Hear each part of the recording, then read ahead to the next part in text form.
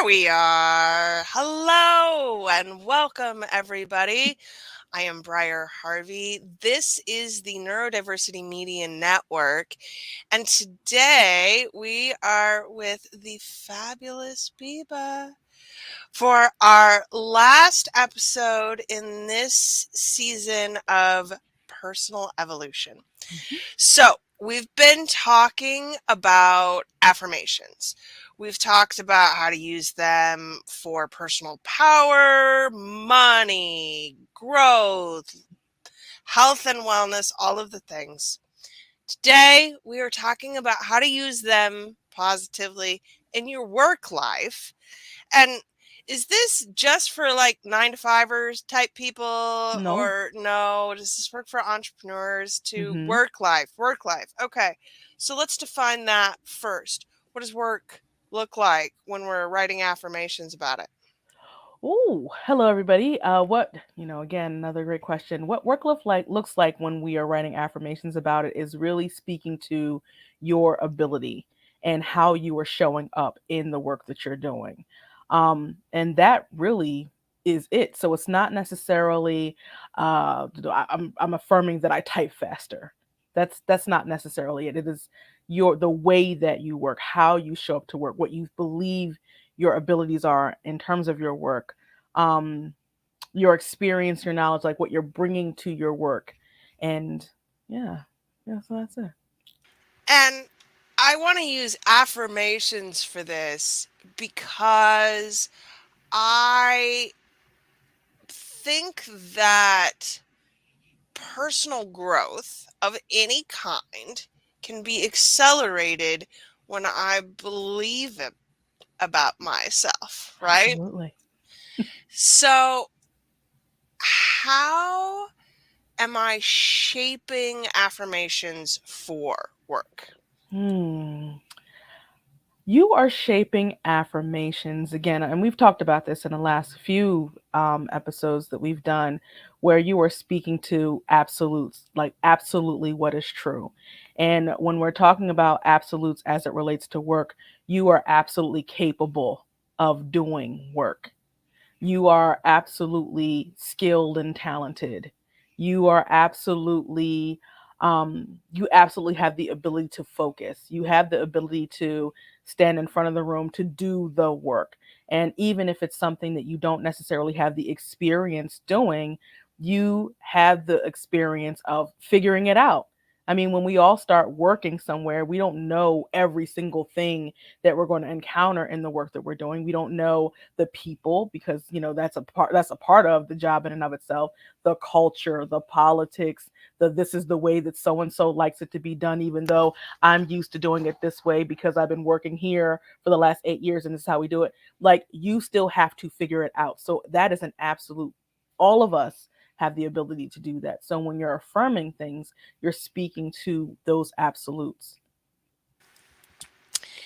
And affirmations can be really helpful in work because, like in money, I don't have control over all of the things here. In fact, what I do have the ability to impact in work is quite simply me and my behavior and nothing else. Nothing else. So, how do we very specifically structure work affirmations for challenging situations? What does it look like? Let's run through a few Okay. examples. What does it look like to build an affirmation where I am in conflict with someone else? That's a great one. To build an affirmation where you are in conflict, when you're in conflict with someone else, what is an absolute that you can say about yourself, or whatever in general as it relates to conflict? That you are someone who is thoughtful, you are empathetic, you are a good listener, you are, and they are also wanting to do the right thing. Even if it looks, not like that. In the end of the day, people, all of us want to do the right thing. So it looks like affirming those baseline level affirmations, those baseline level truths that you can then apply to, now that I have, changed my perspective or really amplified my thoughts around like wanting to be right, or not wanting to be right, but doing the right thing and all of the other things. Then I can now come into this situation with a better listening hat on, where I am thinking more about the other person's perspective. I'm putting myself more in their shoes where I might not have been so open. I've worked through some of the emotions or the heatedness of some of those emotions, which can take me into that situation. And I'm reactive as opposed to I'm responding. Those kinds of things. So that would be like how you couch your affirmations to deal with a situation like that. Okay, I got another one for you. And I Okay. want to come back to this. So Okay. don't let me forget to come back to uh, beliefs about other people. Mm, Okay, but first, what do we do for affirmations where I am learning or trying a new skill and I am unconfident? hmm. Well, again, you're looking at your own personal experiences. So you may be unconfident in this particular thing, and you can look back at different things across the breadth of your life where you weren't so confident when you first started roller skating. You weren't so confident when you first rode a bike. You weren't so confident when you graduated from high school and then you had that transition to college. You weren't so confident, and you weren't so confident in when you first got your partner, or when you first had a baby, or.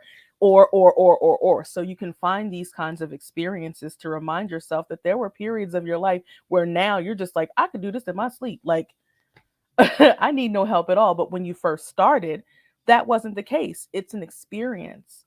So when you are trying out something new and you're in this position, you're like, I really don't feel confident in this because this is something new, then you're affirming you've done this before. You've been to a situation where you had no experience whatsoever before. And again, you made it work, you figured it out. And so you're affirming, I have the potential or the capability to solve this. I have the ability to get to the other side of this where this is going to be old hat after a certain period of time because I've done it before. And so that's how you put your affirmations together to remind yourself that this is just one of a ton of other things that you've already been through that you've mastered. And I think that building affirmations around previous successes allows you to feel better about an affirmation, Yeah. right? Like, I can do this because I've done this already. Yes. It's a great reminder because when you're in Sits your better. life, yeah, Hmm. you're in your life, and it's very easy for us to just roller skate right on over top of the good stuff, the great things that we've done, the strengths, the goals that we've accomplished.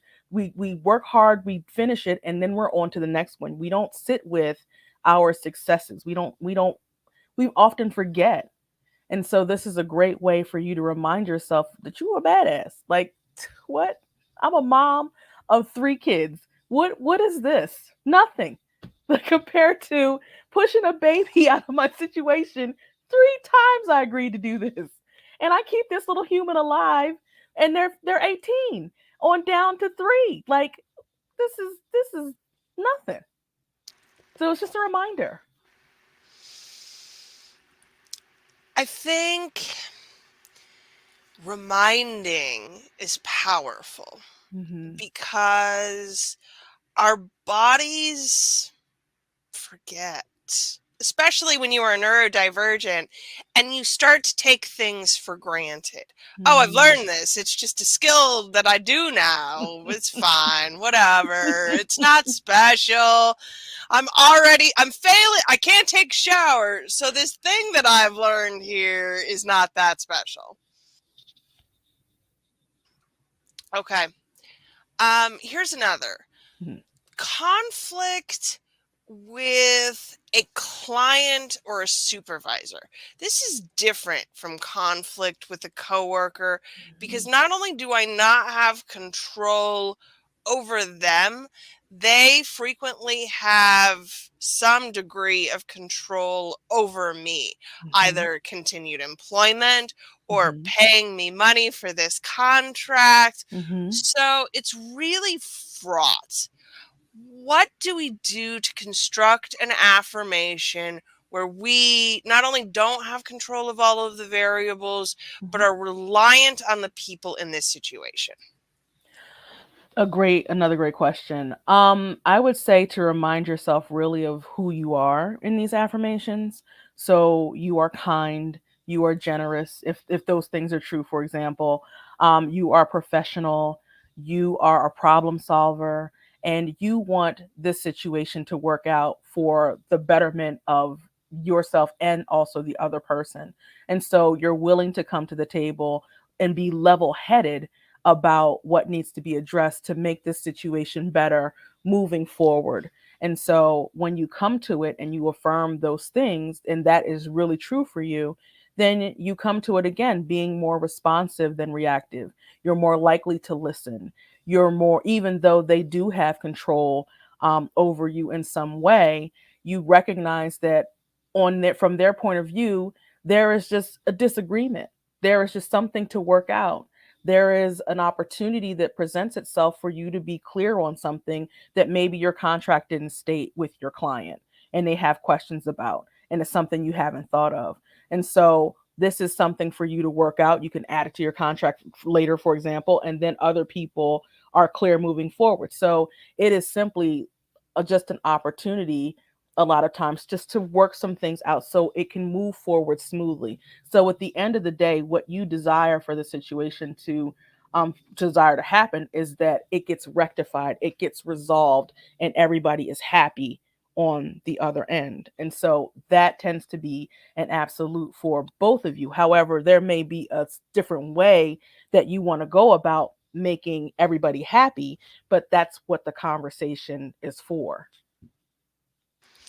Okay, I want to sidestep a little, Okay. although it's relevant.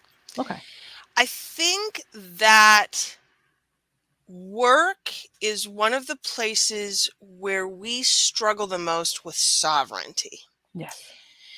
And I think that there is inherent power in knowing how and why you are sovereign. Let's talk Mhm. about that for a little bit. Mm. Yes. I mean, crazy enough, I was just thinking about this morning, and I'm a full time business owner. So, I have great sovereignty compared to someone who is working for someone else, although there is still a bit of control that someone else can have over what it is that I do because ultimately I'm working on behalf of clients. So, if it's a service that I'm offering, then I have this container or whatever. Somebody comes in, a client, they're giving me money in exchange for this service, and there is a way that this exchange is supposed to happen. So if I don't honor what I say I'm going to do, then they have the right to come to me and say, hey, you told me that I was going to get this and I'm not getting this. And I'm like, but I'm doing this so you can get. So it can lead to still a situation where I am now having to do other work, or offering a refund or something of the sort, because this person has paid me money for me to do something. So it's not completely like I can just do whatever the hell I want all day, every day. Like, if I don't catch and kill, I'm not eating. So that's something Hmm. to be considered. So when we're talking about sovereignty, we all have it, and it really is up to us to recognize our sovereignty, even in situations where someone is paying us to do something. You have the ability to walk away and go do something else, whether it's find another job, whether it's this is a piece of crap, I don't like working here, I'm going to look for some freelance work or put my resume out for someone else or apply for another job so that I can leave here where I have more control of my time. I want to work somewhere that's remote, and this company is making me come back into the office 5 days a week, where I don't really understand why, except for you don't want to give up the building and tax benefits from rent. But it's not doing me any good because I'm used to being in my fuzzy slippers and pajama bottoms doing this work, and I'm doing a hell of a great job. So I need to find something else, or I need to start something. So all of us have sovereignty. We can all make a different decision, but it is because of the connections or attachments and the responsibilities that we have in our life that makes it harder for us to make that choice. So a lot of times we can't see beyond the mortgage, the car loan, the kids tuition, the this, the that, the Keurig, and the ski trips and whatever else other things that you have in your life that cost money. You can't see beyond those things, so that you stay in situations where you don't you're not enjoying it, and you don't feel so sovereign, even though you really are. And I think that knowing and understanding your sovereignty can be enhanced Mhm. with affirmations. Oh, absolutely. So, how am I building those? What does it look like to structure an affirmation to remind me of sovereignty? Structuring affirmations to remind you of sovereignty is like a confidence builder. So it's like, let me remind myself of who the hell I am. I am talented. I am capable. I am wonderful, and all of these other things. I am resourced. I am strong in these particular areas. And with all of this amazingness that I bring to any table, shit, I am the table, then anybody would be happy to have me because I would be able to do this for their organization, or I would be able to start my own and be able to do this and serve my clients in this way that I'm not seeing other clients who are in this particular industry being served. So it's simply just a reminder that you are in that you're the one in the control seat. You're the one at the steering wheel. You're the one operating the pedals. And saying affirmations that remind you of that lets you kick in a door and say, look, I want this promotion, or I deserve this raise, and I'm willing to negotiate. And part of the negotiation is I can step away by the end of the month and and be able to go into something else. But, you have to do some work to make sure that you're comfortable doing that. One of the things you said was, I am resourced. Hmm. Lord, how many of us do not actually believe that one? What does it look like to be resourced? Oh, resourced is loaded in many ways. Like for those who are religious or who are spiritual, you're resourced with the belief that there is a higher power that is out there looking out for you, that is orchestrating things in your life for the betterment of you and of your growth and evolution in, your entire world and how you show up and impact and so on and so forth. Resource could be the fact that you are a problem solver, that you have access to, a handy dandy computer that is the size of you know a bottle of perfume in your pocket, that you can look up some things and have all of this information at your fingertips. It could be utilizing your strengths to build something, roll into something bigger and better and more lucrative.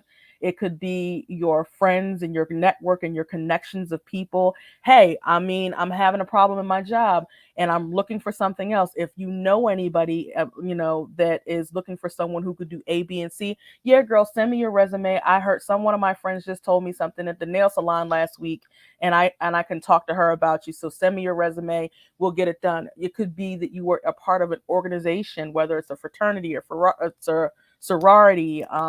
You're on a board somewhere. You've joined a particular, um, you know, fundraising organization. It could be anything. So there are all kinds of ways to recognize your resourcing, and all of us has access to it. Just have to remember you have it. And this too is a place where we bear remembering and Mm, reminding ourselves that we do have access to these things. Okay, absolutely. that leads us to back to the fundamental decency of man. Like, and this is heady here, y'all, but truly, I don't know. Maybe I'm a Pollyanna about things. Maybe I truly don't understand how the world works. My husband tells me that frequently, the historian, because he's a little bit more jaded on this one. But Okay. fundamentally, I believe that people are generally good. Mhm. People generally want to do the right thing. Mhm. And people, while also inherently selfish, are capable of pulling their heads out of their asses and being more. Yes. Yes. I think that finding and building a framework around who and how people are in the world is helpful in structuring affirmations for situations that rely on other people. Mhm. What does it look like to, I think, structure these beliefs? Where do we go? How do we find them? What helps us to understand the nature of people? Ooh. I know that was a big one. Sorry. Like, damn, can I get back to you? No. Oh, wow. I think for me, what has helped me to understand and think about the nature of people is to really understand myself and understand the people that I am around, and even remember certain situations that I've been in with other people where there have been difficulty. And that's always a good place when you start testing out your theories about the goodness of other people, the inherent desire for people to do the right thing.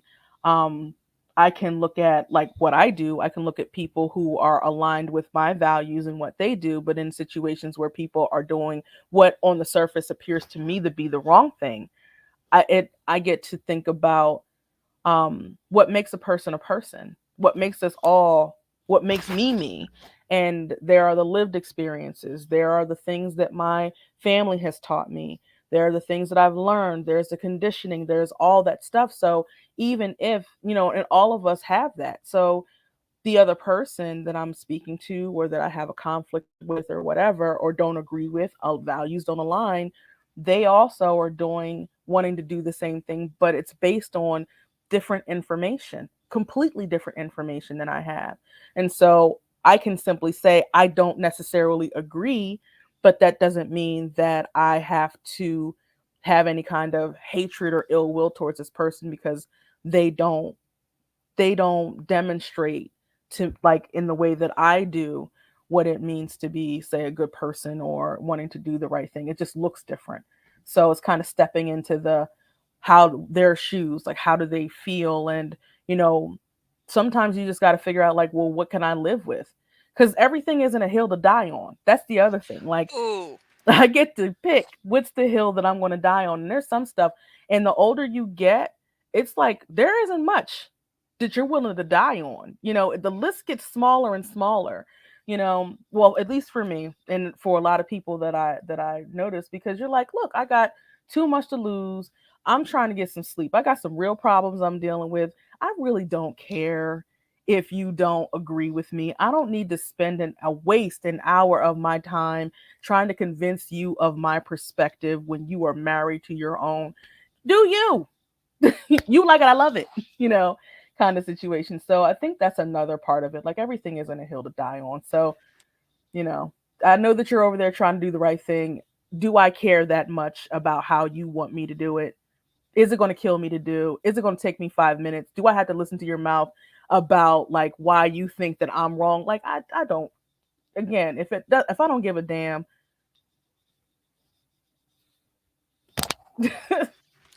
And I think that figuring out what you're willing, what hills you are willing to die on, Yeah. allows you to achieve some understanding about the human condition that you can then internalize Mhm. and put back here, where what do I have control over? Mhm.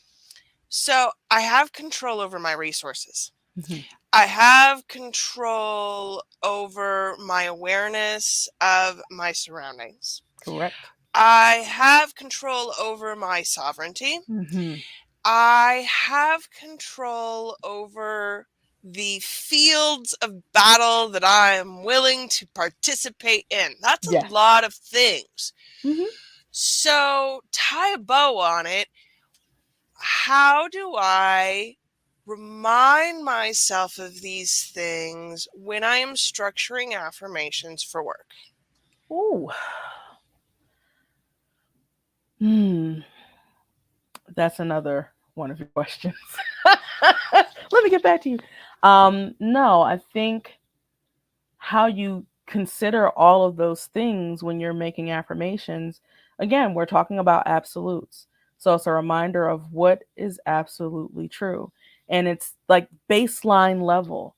Your values are your values. So whatever you're affirming is going to already be a part of the goals that you set, the intentions that you set, the way that you speak to yourself. So that's already inherent. So you're looking to use these affirmations as a way to remind you of your abilities, what is generally universally true for all humans, yourself especially, as opposed to making it complicated to remind yourself that this is the battlefield that let me affirm that I'm not about that life. Like, it's no need. Like, you already know.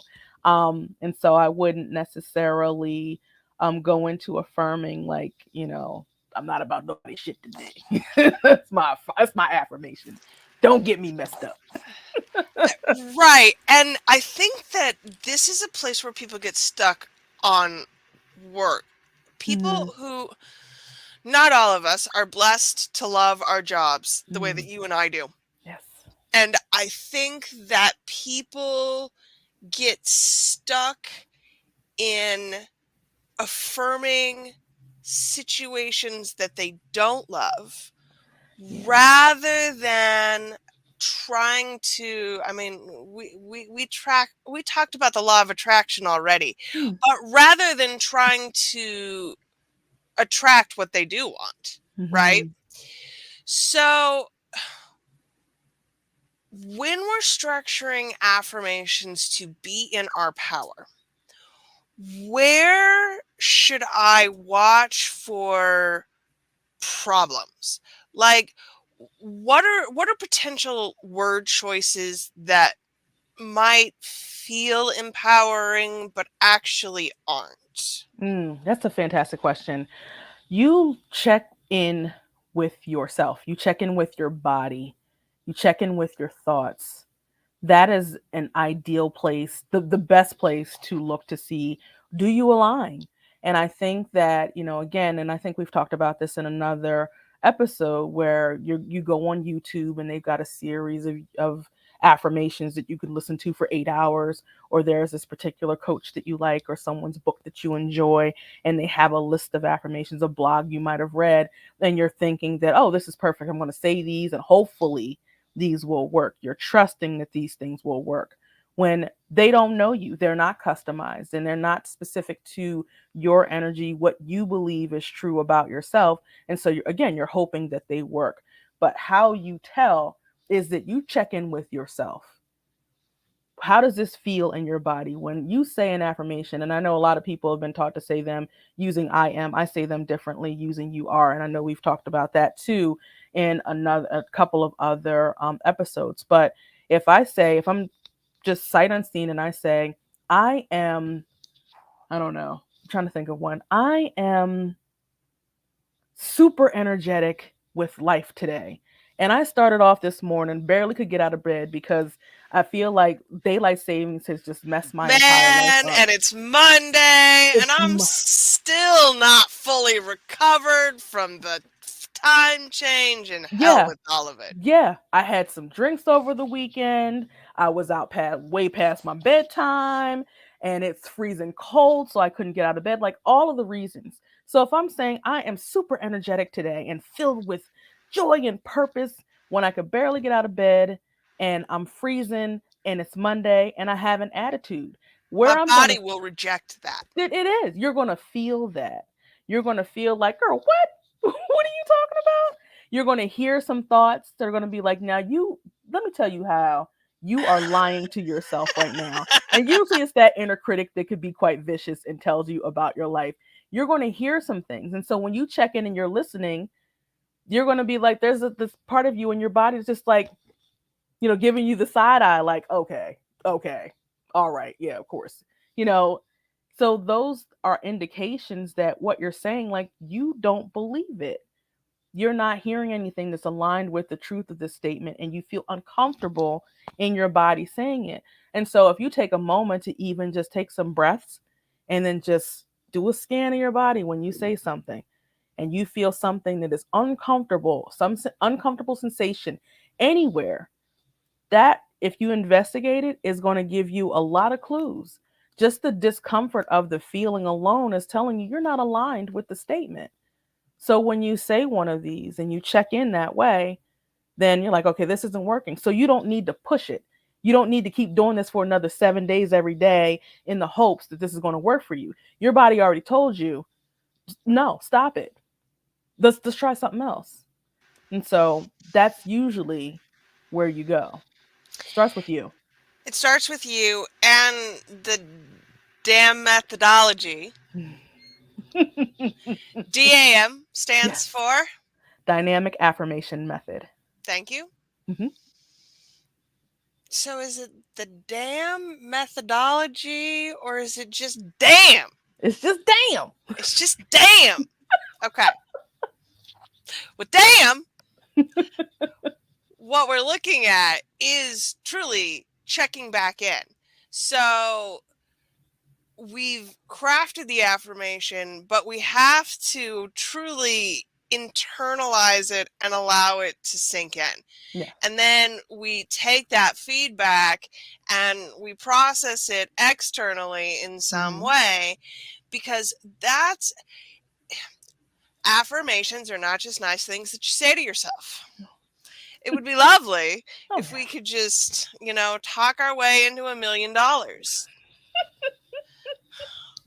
I keep saying I'm going to be a millionaire and it hasn't happened yet. Why the fuck isn't this working? Um, and I think that's what's key here is that we have to allow for that feedback process. Yes. So when it comes to work, and I have both internal feedback and external feedback, Hmm. how do I square things when they are perhaps not in alignment? And I am receiving external feedback that does not match my internal feedback view of how I'm doing. Hmm. Oh, um, how you square it? I mean, there are a couple of ways to square it. One is that you may need to be patient. Things don't happen instantaneously. Another way that you could square it is to put some benchmarks in place. All right, well, I'm trying to work this out right now. There's a gap between where my internal feedback is and where my external feedback is. But in this gap, there may be some points that says, all right, well, this is improving. This is an even greater improvement. And this is the jackpot. And so if you're willing to give yourself some time and pay attention, then you may note that, okay, well, I was here when I first started, but I gave myself a day and I'm actually halfway between, the external feedback and where I originally started. So those are definitely two ways. I think patience really is a big part of that. I mean, Mm. you just got to give some things sometimes. So when I'm waiting Mhm. What are so what I'm trying to get at this without being bitchy about it. But y'all, milestones are action, they're progress, they're markers of something deliberate. So I can say this is my internal reality.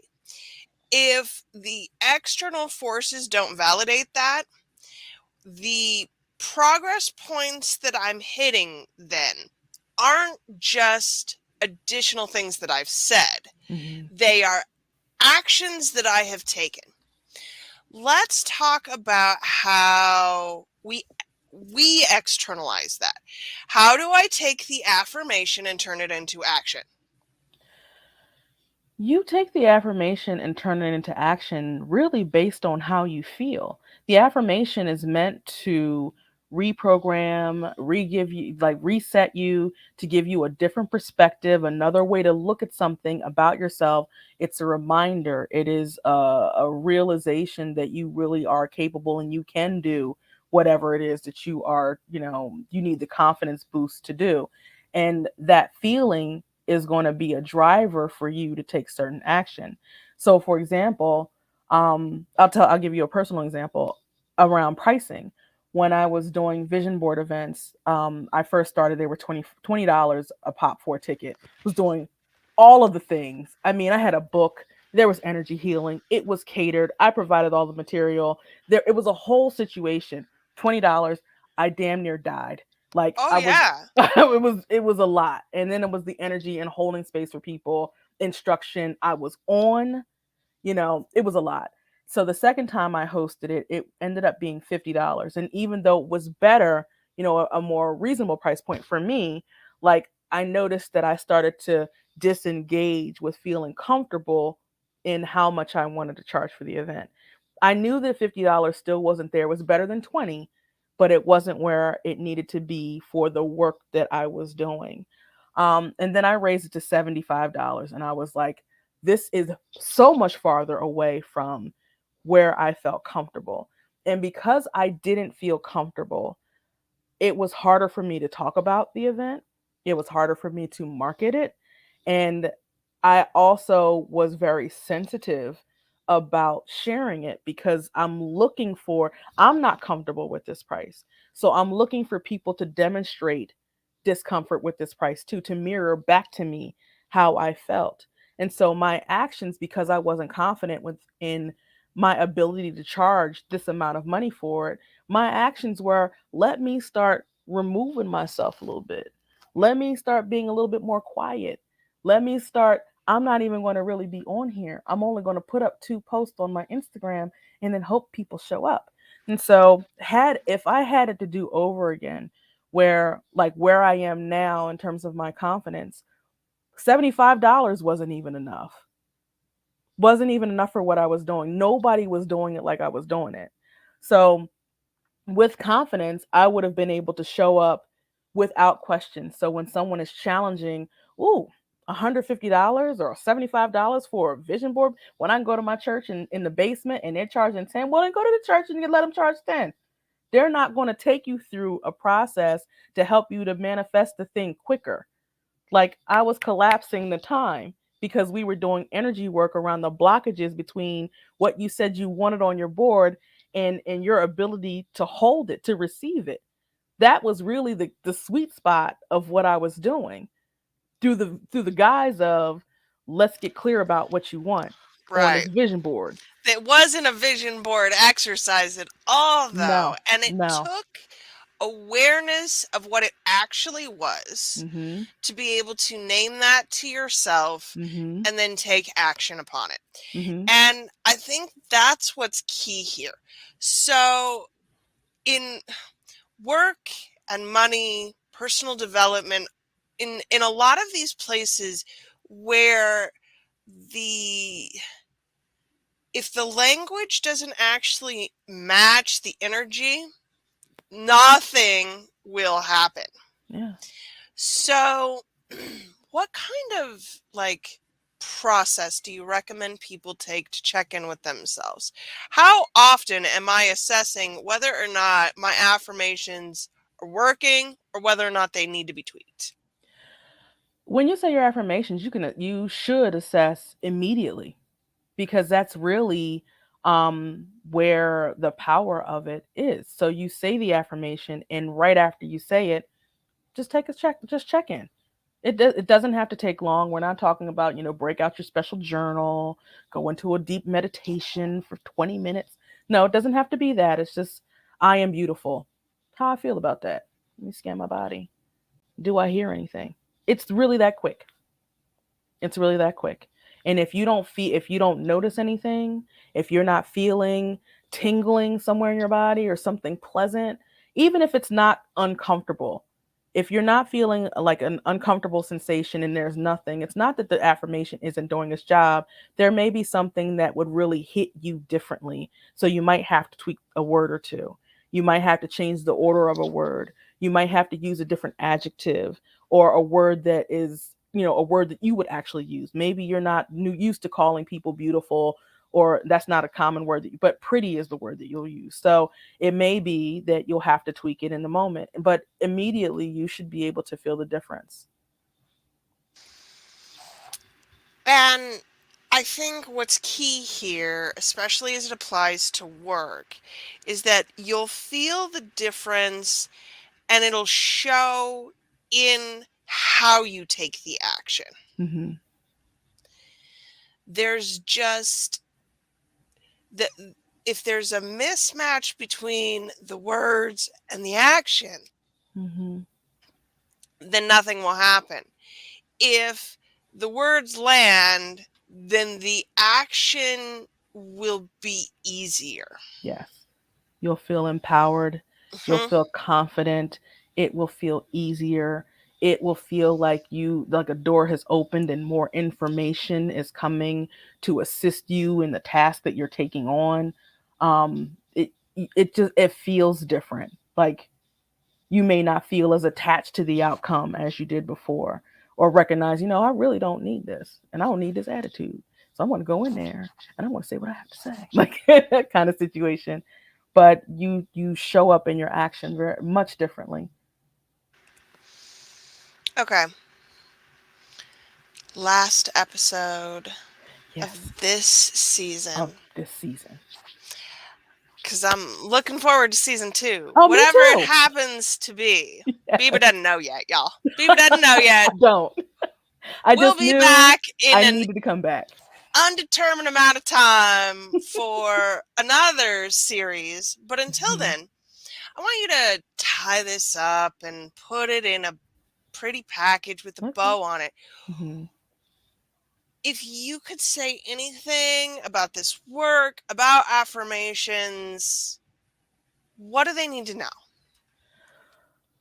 Leave it to you with these questions. I'm going to put it in my writer that you got to give me these questions ahead of time. Oh, that I have no. See, that's I not know. how it works.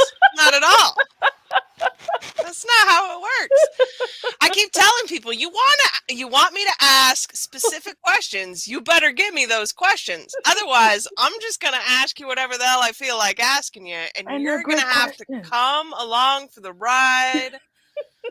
Biba, affirmations. What do we Affirmations. need to know? Affirmations are an extremely powerful tool, and they are very easy for you to craft. They're very easy for you to use and they can be used in any situation, like any and all situations. Um and it's just a matter of you really doing your work. It's a resource for you to do some inner work. It's a resource for you to remind yourself of your badassness. It's a resource for you to remind yourself of past experiences where you've shown up and you killed and you've done amazing work. It's a resource to remind you of your goodness, your good heartedness. Um, it is just one of many resources, but it really is a powerful tool, and it is one of my favorites to use when I'm like, I need it now. I don't have time for the journal. I don't have time for the meditation. I don't have the time for the come to Jesus meeting where I got to talk myself off the ledge. I just need to take a breath or two and then say an affirmation to center me back to where I want myself to be. But affirmations are just an amazing tool. I'm grateful that I found them the way that I did, because again, it's a start of an experience, and then it's an evolutionary process to how can this be better? How can I use it better? How can I save more time? How can I make this more effective for me? And the dynamic affirmations method is just my response to how to make it better for me and for other people. So, And you can find the dynamic affirmation method resources where? www.dynamicaffirmations.com. See, it's so pretty. Sophie. So pretty. I will drop that in the chat. Yes. And what do your resource guides contain? Walk me through the process just a little bit. What are we Sure. getting? You are getting a workbook. So the workbook details the method, each of the steps of the method, why the method exists, the story behind how the method was formed. You get a free quick start guide, which includes like one particular affirmation set. So the affirmation sets again are the personal power and confidence. There is self love and beauty, health and wellness, money, work life. And I think that was all of them. So you get one of those with it. It comes with audio recordings that you can listen to whenever, wherever. You can put it on a loop while you're walking. You're on a treadmill. You can do it that way. And if you want to get the whole entire suite, so that's all of the affirmations, then the Dynamic Affirmations website will go into um, how you can get that. So this particular website really, I want to start you with the process in terms of familiarizing yourself with the different way to say affirmations. And so you have an opportunity over 5 days to do that. And then after you do that, if you notice, because that's the whole part of the process, you're noticing. So the start of the week, this is where you were on this issue. And by the end of the week, by saying these affirmations this way, where are you now? What have you noticed? And then from there, you'll have an opportunity to join in and purchase the actual full method. So this is your foray into a new way to say affirmation, and then the method comes after that. And y'all, I do deeply encourage you to check this out and build affirmations into your life. It will change things for you, and it will change them in a way that is true to you. This Yeah. is this is not chicanery here. It's real magic that we just have to internalize rather than externalize. And True. I think that's hard for people because if there aren't tools and herbs and rituals and things, it can Mhm. be difficult. But this is not that. Mhm. And if you struggle with believing in yourself, which is frequently a struggle for many neurodivergent folk, Mhm. take it in, breathe it in. You are worthy. You are worthy. And you, Miss Biba, are amazing. Thank Thank you you. so much for this series. Thank My you. first completed masterclass with the Neurodiversity Media Network. This has truly been a delight. Yes. You'll get our first whole sequential page with all of the information on it so that you can share that out. And I'm looking forward to season 2. Absolutely. All right. Y'all, if you have not yet subscribed to the Neurodiversity Media Network, this is the kind of thing that we are building. We are taking topics and breaking them down in a way that is easy to understand and yet has some depth. I'm tired of 15-second to 3-minute presentations that don't actually cover all of the things that you need to know. And so we are getting ready to build a library of this kind of in-depth masterclasses. And if you would like to participate and join in, you know where to find us. It is www. Let me see if I can spell and talk at the same time. You are capable. Neurodiversity Media Network. I believe in you. Me too. Let's see how it goes. .com. Here we are. I think so. We'll see. Yep. Woohoo! I can type and talk at the same time. It was a struggle, y'all. And we'll see y'all next time for season 2 with Biba. Have an amazing day,